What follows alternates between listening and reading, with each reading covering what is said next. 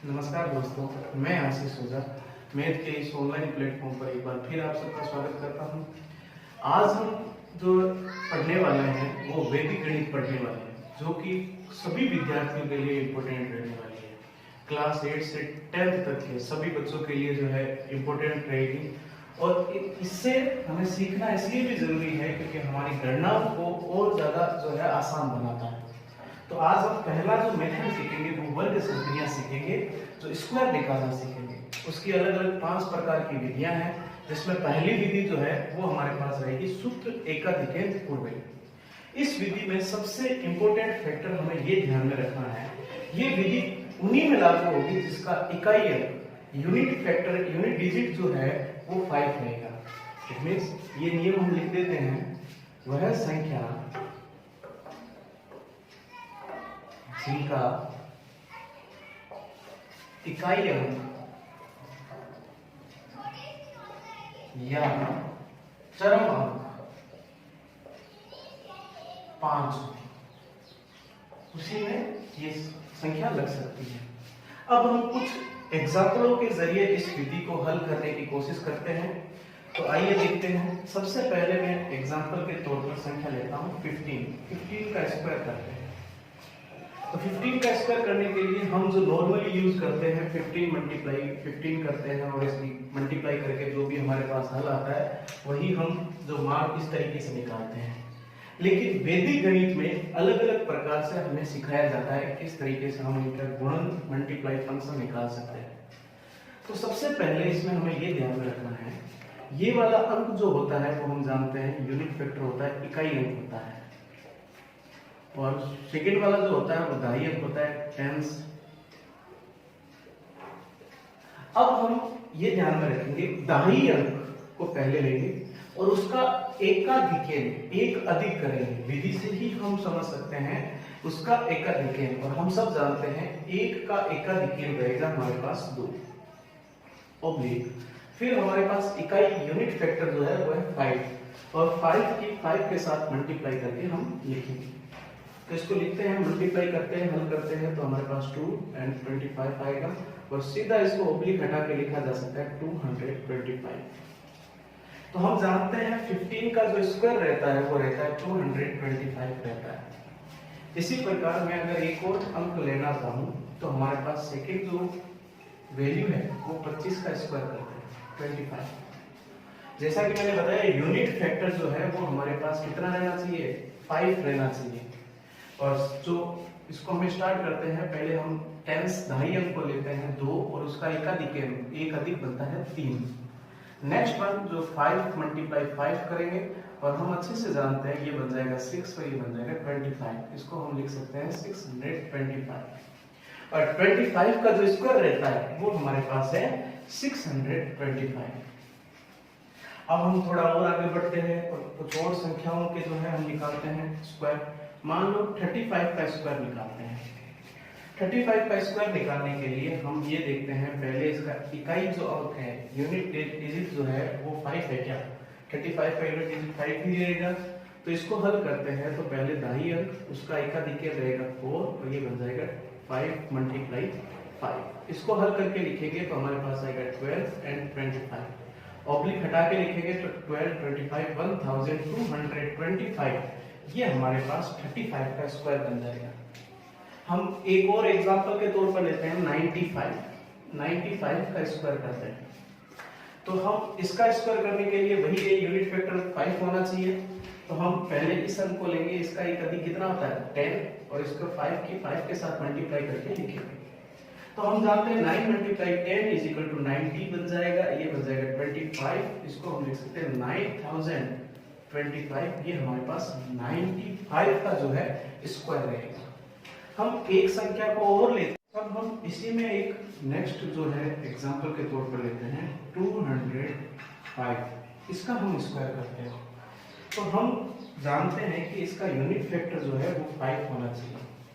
हमेशा ध्यान रखना इस मेथड में कि फर्स्ट को यूनिट फैक्टर मानेंगे और आगे वाली संख्या को हम टेंस ही मानेंगे।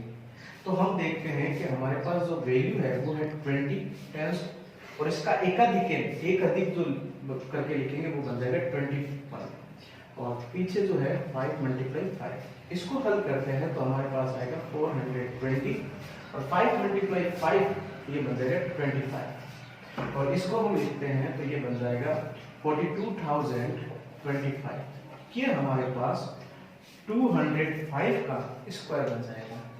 हम इन विधियों के माध्यम से हमारे गणित की जितनी भी कैलकुलेशन है, मल्टीप्लाई फैक्टर है, डिवाइड है, वो सारी इन विधियों के द्वारा हम आसानी से कर सकते हैं। राइट।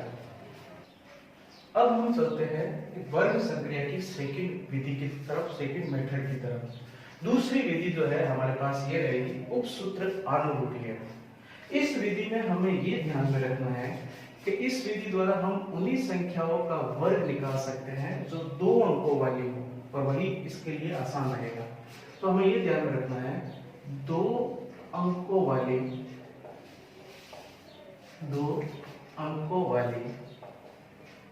संख्याओं का वर्ग जो है इस विधि द्वारा निकाला जा सकता है। तो इस विधि का नाम याद रखना है उपसूत्र आनुरूपीय। अब मान लो कि कुछ में संख्याएं लेते हैं हम और उसको हल करके देखते हैं। मान लो मैंने पहली संख्या ली 41 का हमें स्क्वायर करना है। तो 41 का स्क्वायर करने के लिए इसमें इस विधि में हमारे पास प्रमुख 3 खंड बनेंगे, 3 पार्ट बनेंगे। मैं यहाँ पे बना के बता रहा हूँ, फर्स्ट, सेकंड एंड थर्ड। इन तीनों पार्ट में हमें ये ध्यान में रखना है, हम जानते हैं इस यूनिट को हम कहते हैं इकाई अंक, यूनिट फैक्टर, और इस अंक को कहते हैं दहाई अंक, इट मींस टेंस फैक्टर। हमें क्या करना है, पहले वाले खंड में दहाई अंक का स्क्वायर करके लिखना है, इट मींस हमें 4 का स्क्वायर करना है। एंड थर्ड पार्ट में इकाई अंक का स्क्वायर करके लिखना है, ये मैंने लिया इकाई अंक का स्क्वायर। देन सेकंड पार्ट में जो मध्य खंड है हमारा, तो जो भी हमारे पास डिजिट दे रखे हैं उन दोनों की मल्टीप्लाई करके लिखना है आपस में। अब इनको हम सरल करते हैं तो 4 का स्क्वायर बनेगा हमारे पास 16 और ये बन जाएगा 4 × 1 = 4 और 1 का स्क्वायर रहेगा हमारे पास 1। अब यहां से हमें एक चीज और ध्यान में रखनी है, ये तो 16 रहेगा, जो मध्य खंड है, जो सेकंड वाला पार्ट है, उसमें हमें ये ध्यान में रखना है जो भी संख्या हो हमारे पास उसको हमें दुगना करके लिखना है। इट मींस जो भी है हमारे पास, ये 4 है, इसमें 4 को वापस ऐड करना है और जो बाकी का तीसरा और पहला जो खंड है उस वाले डिजिट को चेंज नहीं करना है। तो हमारे पास बनने वाली जो संख्या होगी वो इस तरीके से बनेगी, ये बन जाएगा 16, ये बन जाएगा 4 + 4 8 और ये बन जाएगा 1। इनको ओब्लिक करके लिखा जा सकता है। देन अगर हम सीधा लिखना चाहें इसको 1681, ये हमारे पास संख्या बन जाएगी। तो ये हमारे पास बनी 1621। ये 41 का स्क्वायर बन गया और कौन सी विधि के द्वारा, उपसूत्र आनुरूपीय विधि द्वारा। इस विधि में हम एक और संख्या लेते हैं और उस संख्या को हल करके देखते हैं। जैसे मान लो मैंने संख्या ली 74 का हमें स्क्वायर करना है। तो जैसा कि मैंने बताया हमारे पास इसमें बनने वाले जो खंड होंगे वो 3 प्रकार के खंड बनेंगे, जिसे मैं बोलूंगा यहाँ पे प्रथम खंड, पार्ट फर्स्ट, मध्य खंड सेकंड पार्ट और ये तृतीय खंड बन जाएगा। और हमारे पास 2 डिजिट वाली जो है वैल्यू रहेगी, जिसमें से पहली डिजिट वाली जो वैल्यू है इसको हम बोलते हैं इकाई अंक, यूनिट डिजिट, और इसको बोलते हैं दहाई अंक, टेंस डिजिट। तो हमें पता है प्रथम खंड में हमने ये पता लगाया कि दहाई अंक जो है हमारे पास उसका स्क्वायर करके लिखेंगे और जो तृतीय खंड है उसमें इकाई अंक का स्क्वायर करके लिखेंगे। और हमने मध्य खंड की बात की तो दोनों डिजिट को आपस में मल्टीप्लाई करके लिखा जा सकता है। अब इसकी कैलकुलेशन करनी है, हल करना है इसको, तो ये बन जाएगा 49 और ये बन जाएगा 28 और ये बन जाएगा 16। मैंने आपको कहा कि फर्स्ट जो पार्ट है उसको सीधा लिखेंगे, थर्ड पार्ट में भी कोई चेंज नहीं आएगा, सेकंड पार्ट में हमने जितनी भी संख्या आई है हमारे पास उसी संख्या को हम ऐड करेंगे और फिर हम नीचे लिखेंगे इसको यहाँ पे। तो हमारे पास जो बनने वाली वैल्यू है वो कुछ इस तरीके से बनेगी 16, 28 28 तो ये बन जाएगा 56 और ये बन जाएगा 49। इसको हल करके लिखते हैं। यहाँ पर मैक्सिमम बच्चे यहीं पे गलतियां करते हैं। यहाँ पे 2 डिजिट की आई है तो हमें लिखने का जो तरीका रहेगा वो 16 को हम इस तरीके से लिखेंगे 6 और 1 और 6 और 5 इसको ऐसे लिखेंगे और ये 49। अब इसको लिखने का जो तरीका है ये बन जाएगा 6, इन दोनों को ऐड करके लिखेंगे 7, 49 प्लस 5 ये बन जाएगा 54। तो हमारे पास जो वैल्यू आएगी 5476, ये 74 की जो है वो स्क्वायर रहेगा। अब हम नेक्स्ट जो संख्या लेते हैं उसको हल करके देखते हैं। मान लो हमने जो अगली वैल्यू ली है वो है 27, तो हमारे पास नेक्स्ट जो वैल्यू है वो रहेगी 27 और इसका हमें उपसूत्र आनुरूपीण द्वारा जो है स्क्वायर फाइंड आउट करना है, निकालना है। तो पार्ट कितने बनेंगे इसमें? 3 पार्ट बनेंगे, फर्स्ट सेकंड थर्ड। तो जैसा कि मैंने कहा फर्स्ट पार्ट में दाहिने अंक का स्क्वायर करेंगे 2 का स्क्वायर, सेकंड पार्ट में इकाई अंक का स्क्वायर करेंगे और जो मिडल वाला पार्ट है, मध्य पार्ट है, उसमें हम दोनों डिजिट की आपस में मल्टीप्लाई करके लिखेंगे। तो इसको हल करने पर हमारे पास 2 का स्क्वायर बनेगा 4 और 7 का स्क्वायर रहेगा 49 और इन दोनों का मल्टीप्लाई करते हैं तो हमारे पास 14 आता है। जैसा कि पिछले सवालों में हमने देखा ये डिजिट सेम रहेंगे, इसमें हम 14 को 14 के साथ प्लस करके लिखेंगे, मींस 14 जो है ऐड करेंगे और यहाँ पे रहेगा हमारा 49। अब हमें लिखने का तरीका सीखना है। तो यहाँ पे रहेगा 49 और ये बन जाएगा 28 और ये हमारे पास रहेगा 4। जैसा कि मैंने पिछले सवाल में बताया जब यहाँ पे 2 डिजिट आ जाए तो लिखने का तरीका जो है वो हमारा कुछ इस तरीके से रहेगा। मान लो 49 है तो 49 में 9 को इकाई जो फर्स्ट यूनिट डिजिट है उसको ऊपर और 4 को नीचे करके लिखेंगे और 28 है तो 8 को ऊपर 2 को नीचे करके लिखेंगे और 4 का 4। अब इस जो वैल्यू है उसको लिखने का तरीका रहेगा ये आ जाएगा 9, इनको जो है हम तीसरा क्रॉस ऐड करेंगे तो 8 प्लस 4 बन जाएगा 12, 12 का 2 और यहाँ पे 1 ऐड हो जाएगा तो 2 प्लस 1 3, 3 में 4 ऐड करेंगे तो हमारे पास बन जाएगा 7। ये हमारे पास 729, ये 7 का जो है स्क्वायर फाइंड आउट हो गया। अब हम सब स्टार्ट करते हैं एक और एग्जांपल के माध्यम से इसको समझने की कोशिश करते हैं। 83 का स्क्वायर। तो हमें पता है हम जो विधि कर रहे हैं उसका नाम है उपसूत्र आनुरूपीण।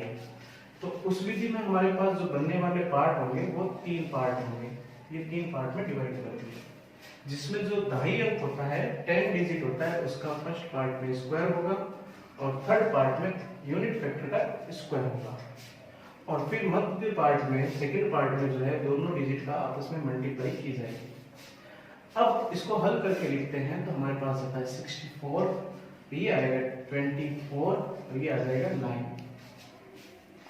अब हम इसको हल करके लिखते हैं। नेक्स्ट जो स्टेप रहेगा हमारा 64, हमें पता है कि इसमें 24 वापस ऐड होगा, ये बन जाएगा 9। अब इसको लिखने का जो तरीका रहेगा हमारा लास्ट स्टेप रहेगा 9 और ये बन जाएगा 48। अब लिखते हैं हमारे पास आएगा 64, इसको हम यहाँ पे 2 डिजिट है, इसको 2 डिजिट बनाने के लिए हम 09 लिख सकते हैं। अब इसको लिखने का जो तरीका रहेगा हमारा 9084, ये बन जाएगा 64। अब हमारे पास लास्ट जो वैल्यू आएगी वो आएगी 9, 8 प्लस 0 बन जाएगा 8, 64 प्लस 4 68, 6889, ये हमारे 83 का स्क्वायर रहेगा। अब हम चलते हैं वर्ग संख्या की थर्ड मेथड की तरफ, तीसरी विधि जिसका नाम है उपसूत्र याव गुणन ताव दूरी कृत्य वर्ग च योज्य। अब हम देखते हैं कि इस विधि का जो है नाम बहुत ही बड़ा है, तो हमें ये ध्यान में रखना है उपसूत्र याव गुणन ताव दूरी। इस विधि को याद कैसे करना है उसके बारे में सीखते हैं। मान लो कि हमारे पास कोई संख्या है जिसका हमें स्क्वायर करना है, वर्ग निकालना है, और ये भी ध्यान में रखना है ये विधियां 2 प्रकार से होती है। पहली है आधार विधि, दूसरी है उपाधि विधि। जिसे बोला जाता है बेस मेथड एंड सब बेस मेथड। तो हम पहले 17 का स्क्वायर करते हैं। हमें ये देखना है कि जो भी हमारे पास संख्या है उसमें हमें आधार सेलेक्ट करना है। आधार सेलेक्ट करने के लिए, आधार जो है बेस लेने के लिए हमारे पास कुछ निर्धारित अंक है, वो हमारे पास रहेंगे 10, 100 और 1000। ये हमारे पास जो है आधार रहेंगे। अब हम देखेंगे कौन सी संख्या किस बेस के, किस आधार के पास में है, उसको हम आधार मानेंगे। तो वो किस तरीके से मानेंगे, किस तरीके से इसका विचलन निकलेगा, और इसमें विचलन निकालने का जो मेथड रहेगा आधार विधि में वो ये रहेगा। विचलन निकालने का तरीका संख्या माइनस आधार। अब संख्या माइनस आधार जो है, संख्या किस तरीके से विचलन निकालेंगे, इस फॉर्मूले के माध्यम से निकालेंगे। मान लो हमारे पास संख्या है 17 का हम स्क्वायर करते हैं। तो पहले फॉर्मूला इसका देखते हैं कि फॉर्मूला किस तरीके से बनेगा। सबसे पहले संख्या प्लस विचलन ऑब्लिक विचलन का स्क्वायर, ये हमारे पास फॉर्मूले की तरह काम करेगा। और जहां पे विचलन किस प्रकार से निकाला जाता है वो हमने लिख लिया है, संख्या माइनस आधार। अब बात करते हैं 17 के लिए। हम अगर संकेत देखें, इंडिकेट देखें, तो 17 के लिए हमारे पास जो आधार रहेगा वो रहेगा 10 हमारे पास आधार रहेगा। और इसका विचलन निकालेंगे तो हमारे पास विचलन निकालने का फॉर्मूला अभी हमने पढ़ा था, संख्या माइनस आधार। तो हम जानते हैं संख्या इस बार हमारे पास क्वेश्चन में है 17 और आधार हमारे पास है 10। आधार हमने कितना माना है 10। तो हमारे पास जो विचलन बनेगा वो बन जाएगा 7। तो हमारे पास संख्या भी है 17, विचलन भी हमारे पास हमने निकाल चुके हैं। तो अब इसको हम हल किस तरीके से करते हैं वो देखते हैं। मान लो संख्या की जगह रहेगा 17 प्लस विचलन, ये बन जाएगा 7 ऑब्लिक विचलन का स्क्वायर, 7 का स्क्वायर हम लिख सकते हैं। तो हमारे पास ये बन जाएगा 17 प्लस 7 हमारे पास बन जाएगा 22, सॉरी ये बन जाएगा 24। 17 प्लस ये बन जाएगा 24, ये बन जाएगा हमारे पास 49। अब हमें लिखने का जो तरीका है, इसको लिखना है 24 ऑब्लिक ये बन जाएगा 9 एंड 4। इसको हम लिखेंगे 9 और 24 प्लस 4 ये बन जाएगा 28। देन हमारे पास 17 का जो स्क्वायर है वो 289 जो है प्राप्त हुआ, राइट। इसी मेथड में हम अगर एक संख्या और लेके लिखें, मान लो कि हमारे पास कोई वैल्यू है 95 का हमें स्क्वायर निकालना है। और कौन सी विधि से, या दोनों ताव दोनों। तो हमें पता है कि सबसे पहले हमें आधार लेना पड़ेगा, और आधार में देखा जाए तो ये हमारे पास रहेगा 100 के करीब रहेगा। तो हमारा आधार कितना रहेगा 100। अब इसका हम विचलन निकालते हैं तो हमें पता है विचलन जो है वो उसका फॉर्मूला होता है संख्या माइनस आधार। तो इस बार हमारा जो संख्या है, नंबर जो है वो है 95 माइनस 100, देन हमारे पास आएगा -5। तो हमारा जो विचलन बनेगा वो बनेगा -5। अब हम यहाँ पे इस फॉर्मूले में अगर अप्लाई करते हैं तो हमारे पास आएगी कंडीशन संख्या 95 प्लस विचलन -5 ऑब्लिक -5 का स्क्वायर। इसको अगर हम हल करते हैं 95 माइनस 5 ऑब्लिक -5 प्लस -25 -5 ये बन जाएगा 25। इसको अगर हम हल करते हैं तो 90 ऑब्लिक ये बन जाएगा 25। अब यहाँ पे भी मैक्सिमम बच्चे गलतियां करते हैं। हमें अभी जो संख्या आई थी, मान लो कि हमारे पास ये संख्या थी, तो मैंने आपको ये बताया था कि एक संख्या को ऊपर और एक संख्या को नीचे करके लिखा जाता है। लेकिन यहाँ पे मैं ये वैल्यू जो है सीधी लिखने वाला हूँ 9025। अब दोनों में कंफ्यूजन मत होना, क्योंकि उस वक्त हमारे पास जो बेस था, आधार था, वो था 10। आधार कितना था 10, इसलिए हमने एक संख्या को ऊपर और एक संख्या को नीचे लिखा था। यहाँ पर आपका सारा कंफ्यूजन दूर हो जाएगा। और इस बार जो हमारा है आधार है, बेस जो है वो है 100।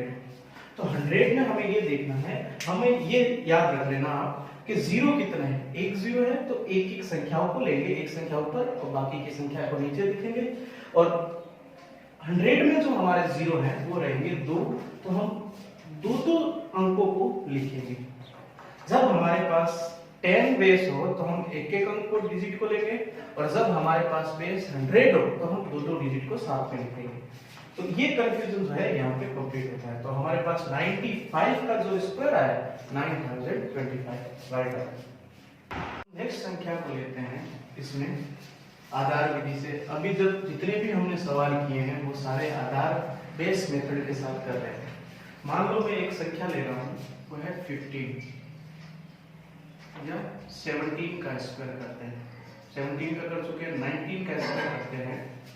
तो हमें पता है कि सबसे पहले हमें आधार लेना पड़ेगा, और ये आधार के तौर पर ये सब करीब जो रहेगा वो आधार आएगा इसमें 10। अब हम चलते हैं इसका विचलन निकालते हैं। तो हम सब जानते हैं विचलन निकालने का सूत्र होता है संख्या माइनस आधार। तो हमारे पास संख्या है 19 माइनस 10 इक्वल्स टू 9, ये हमारे पास विचलन रहेगा। और इसमें हम अप्लाई करते हैं तो हमारा हल जो रहेगा वो रहेगा, संख्या रहेगी हमारे पास 19 प्लस विचलन 9 का स्क्वायर। अब हमारे पास ये बन जाएगा 28, 9 का स्क्वायर बन जाएगा 81। अब जैसा कि मैंने पिछले सवाल में बताया कि हमें ये देखना है हमारे पास बेस कितना है। हमारे पास है बेस 10 में हमारे पास 0 है 1, तो हम एक एक डिजिट को लेके हल करेंगे। तो एक ऊपर 8 नीचे, ये बन जाएगा 28। तो इसको हम लिखते हैं 1, और ये 28 प्लस 8 ये बन जाएगा 36। देन 19 का जो स्क्वायर रहेगा हमारे पास 361 राइट। अब हम इसी विधि में याव दोनों ताव वाली जो विधि है हमारी, उसी विधि से हम अभी तो हम कर रहे थे आधार विधि से, यही मेथड हम हल कर रहे थे आधार विधि से। अब अगर हमें यही मेथड जो है, यही जो संख्याओं को उपादार विधि से हल करना हो तो किस प्रकार करेंगे और कौन सा फॉर्मूला लगेगा। उपादार विधि में हमें कब पहचाननी है कि कौन सी संख्या जो है उपादार विधि से होगी, कौन सी संख्या आधार विधि से होगी, आधार विधि में कौन सा फॉर्मूला लगेगा, उपादार विधि में कौन सा फॉर्मूला लगेगा, इसको लेके हमें जरा भी कंफ्यूज नहीं होना है। जैसे मान लो कि मैं कोई संख्या लिख रहा हूँ 9, ये मैंने लिख दी 91, 99 ये लिख दी मैंने 17, ये लिख दी मैंने 19, ये लिख दी 21, ये लिख दी मैंने 115। ये जितनी भी मैंने संख्याएं लिखी हैं, आप ये देखो, अगर हम बेस 10 और 100 के बीच में अगर इनको देखते हैं तो ये सारी संख्याएं 10 के करीब ही है, और ये सारी संख्या 100 के करीब है, ज्यादा दूर नहीं है 100 से, राउंड फिगर में करते हैं तो। लेकिन कुछ एग्जाम्पल मैं संख्याओं के लेता हूं, जैसे मान लो मैंने लिया 39, या मैंने लिया 45, ये मैंने ले लिया 79, या फिर मैंने ले लिया 225, या मैंने ले लिया 625, या मैंने ले लिया 725, या मैंने एक संख्या ले ली 199। अब इन संख्याओं को अगर हम देखते हैं तो ये हमारे बेस तो है, ये सारी संख्याएं हमारे बेस में है तो 10 के, और ये भी हमारे बेस में 100 के करीब है। लेकिन हम अगर इन संख्याओं को देखें बड़े में तो हमें पता है कि 10 से काफी दूर संख्याएं हैं, और ये भी 100 से काफी दूर संख्याएं जो है बड़ी संख्या है। इट मींस इस प्रकार की संख्याओं को हम सब बेस मेथड उपादार विधि से हल करेंगे, और जो 100, 10, 1000 के एकदम करीब वाली जो संख्या है वो हम करेंगे बेस मेथड आधार विधि से। बस इतना ही ध्यान रखना है कि कौन सी संख्याओं को हम आधार विधि से हल करेंगे और कौन सी संख्याओं को उपादार विधि से करेंगे। तो अभी तक हमने जितने भी सवाल किए, जितने भी क्वेश्चन हल किए, जितने भी संख्याओं का वर्ग निकाला, वो सारे बेस मेथड से थे, आई मीन आधार विधि से थे। अब कुछ सवालों को हम सब बेस मेथड उपादार विधि से हल करके देखते हैं। तो मान लो कि उपादार विधि के लिए सबसे पहले फॉर्मूला क्या बनेगा, तो हमारे पास जो फॉर्मूला रहेगा वो यही रहने वाला है, संख्या प्लस विचलन ऑब्लिक विचलन का स्क्वायर। यही रहेगा। लेकिन इसमें एड क्या हो जाएगा, नया क्या आ जाएगा फॉर्मूले में, सबसे पहले हम इसमें उपाधार अंक के गुणा करेंगे, उपाधार अंक की गुणा करेंगे। अब उपाधार अंक कहां से निकलेगा, सब बेस डिजिट कैसे निकालेंगे हम, वो हम यहाँ पे सीख लेंगे। तो इस फॉर्मूले में सिर्फ यही डिफरेंस आया है कि बाकी सारा फॉर्मूला यही है हमारे पास, सिर्फ उपाधार अंक की गुणा की जाएगी। तो हम सीखते हैं इसको। मान लो कि हमारे पास कोई डिजिट है, संख्या है, वो है 32 का स्क्वायर करना है, 32 का स्क्वायर करना है। अब 32 का स्क्वायर कैसे करेंगे, तो सबसे पहले हम ये देखेंगे हमारे पास आधार कितना होगा। यहाँ पे लिखा हूं हमारे पास आधार कितना होगा, तो हमें पता है 32 के लिए हम आधार लेंगे 10। और अब हम ये भी जानते हैं कि 32 10 से काफी दूर है। इट मींस हमें ये कौन सी विधि अप्लाई करनी पड़ेगी, उपाधार विधि, सब बेस मेथड अप्लाई करना पड़ेगा। अब हम ये देखेंगे, हम यहाँ पे लेंगे उपाधार अंक। उपाधार अंक किस तरीके से लेंगे, सबसे पहले हमें ये देखना है ये 32 राउंड फिगर में किसके करीब है। 32 राउंड फिगर में 30 के करीब है, 30 के करीब है, और हमने आधार लिया है 10। तो हम ऐसा कौन सा डिजिट लें, ऐसी कौन सी संख्या लें कि 10 को हम 30 बना सकें, कौन सी संख्या के साथ मल्टीप्लाई करें। तो हम जानते हैं कि 10 को अगर हम 3 के साथ मल्टीप्लाई करें तो हमारे पास 30 बन जाएगा, 30 बन जाएगा। तो हमारा उपाधार अंक जो है, सब बेस डिजिट जो है हमारा, वो 3 बन जाएगा। अब हमें बनाना है उपाधार। उपाधार बनाने के लिए फॉर्मूला जो रहेगा हमारा, आधार मल्टीप्लाई उपाधार अंक, ये हमारे पास रहेगा। तो हमें पता है आधार हमारे पास 10 है, उपाधार अंक हमारे पास 3 है, तो उपाधार कितना बन जाएगा, 30 बन जाएगा। और अब हमें अगर विचलन निकालना है, हमने विचलन निकालना सीखा था, पहले हमने विचलन आधार विधि में सीखा था संख्या माइनस आधार, और अब हमारा विचलन निकालने का फॉर्मूला बन जाएगा संख्या माइनस उपाधार। बस इतना ही डिफरेंस है दोनों सवालों में। तो अब हमारे पास संख्या है वो है 32 और उपाधार हमारे पास है 30, तो हमारे पास विचलन जो है वो बन जाएगा 2। तो ये सारी चीजें जो हमें रिक्वायरमेंट है फॉर्मूले में, वो सारी चीजें हमारे पास अब अवेलेबल है। उसको हम अप्लाई करके हमें गणितीय कैलकुलेशन, जो मैथमेटिक्स कैलकुलेशन रहेगी, वो हल करनी है। तो मान लो कि हमारे पास उपाधार अंक जो है वो है 2 3, तो ये लगा दिया मैंने उपाधार अंक। फिर है ब्रैकेट संख्या हमारे पास है 32, ये लगा दिया, प्लस विचलन हमने निकाला है 2, और विचलन का स्क्वायर इट मींस 2 का स्क्वायर। अब इसको हम हल करते हैं, पहले ब्रैकेट सोल्व होगा, ये बन जाएगा 34 और ये बन जाएगा 4। इसको अगर हम हल करते हैं तो हमारे पास आएगा 12 9 एंड 10 102 आएगा इसको हल करने पर। अब ये बन जाएगा 4। अब हमें ये पता है कि आधार में कितने जीरो हैं, 1 जीरो है, तो हम एक डिजिट के साथ काम करेंगे, तो हम इसको सीधा लिख सकते हैं ये। तो ये हमारे पास आ गया 1024। ये हमारे 32 का स्क्वायर रहेगा, या हम तावुनी विधि पर राइट आउट। अब हम एक संख्या और लेके इसको हल करते हैं। उपाधार विधि को कैसे हल किया जाता है, एक एग्जांपल के जरिए वो हल करके देखते हैं। सबसे पहले हमने आधार विधि सीखी इसमें, और फिर हमने सीखी उपाधार विधि। आधार विधि का हमने फॉर्मूला ये सीखा, संख्या, वापस लिख रहा हूं मैं, संख्या प्लस विचलन ऑब्लिक विचलन का स्क्वायर। और उपाधार विधि में हमने ये सीखा, उपाधार अंक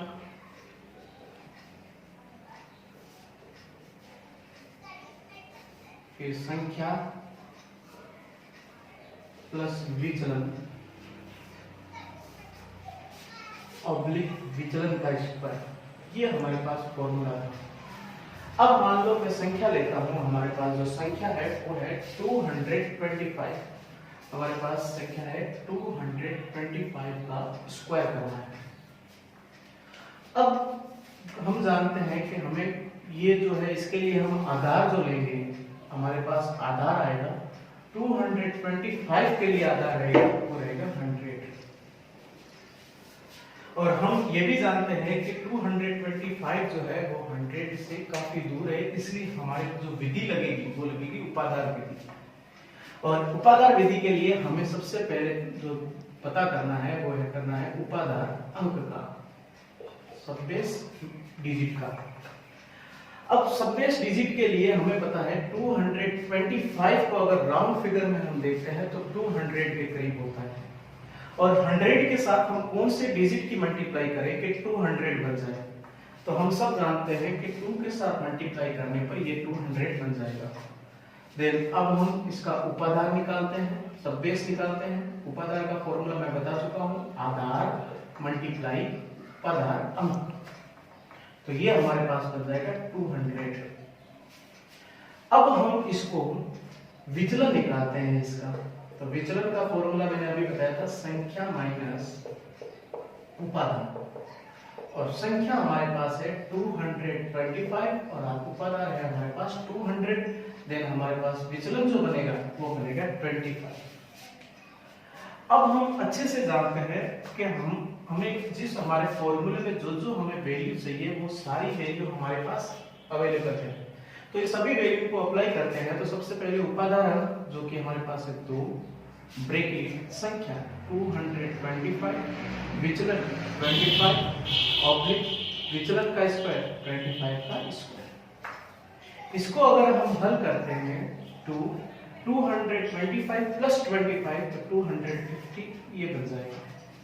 25 का जो स्क्वायर होता है 625 ये स्क्वायर रहेगा। अब इसकी मल्टीप्लाई करते हैं 250 मल्टीप्लाई बाय 2 तो ये बन जाएगा 500 200 625। अब ये हमारे पास 3 डिजिट की वैल्यू है, और हम जानते हैं हमने जो बेस लिया है उसमें 0 काउंट करें तो हमारे पास 2 है। तो हम ये समझ चुके हैं कि हमें दो डिजिट को साथ में रखना पड़ेगा। इट मींस जो लिखने का जो तरीका होगा 25 को ऊपर 6 को नीचे और ये 500 लिखा जाएगा। तो यहां से 25 लिखेंगे और इनको ऐड करके लिखेंगे 500 प्लस 6 506 ये हमारे पास कंडीशन बन जाएगी।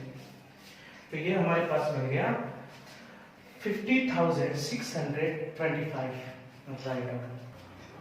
अब हम वर्ग संक्रिया जो स्क्वायर जो हम निकाल रहे हैं उसकी और विधियां और भी है, उसको हम नेक्स्ट पार्ट में करेंगे।